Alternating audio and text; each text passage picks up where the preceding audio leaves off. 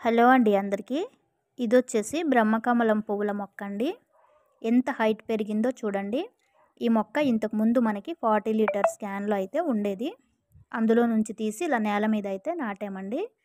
ఈ మొక్క నాటినప్పుడే మనం దానికి సపోర్ట్ ఇచ్చేసి ఒక మంచి కర్ర, కొంచెం పెద్దగా ఉండేది కర్ర కూడా పెట్టేసి ఒక తాడుతో కట్టుకోవాలండి. అప్పుడు ఎంత హైట్ పెరిగినా సరే మనకి ఇబ్బంది ఏమీ ఉండదు. పైన అలా తాడుతో కట్టుకుంటూ రావచ్చు.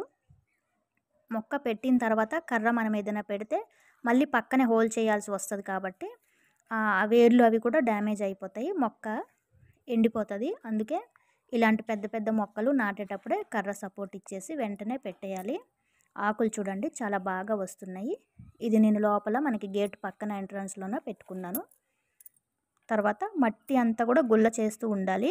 మొక్క మొదల్లో ఆవు పేడ వేస్తే చాలా బాగా పెరుగుతుందండి ఈ మొక్క.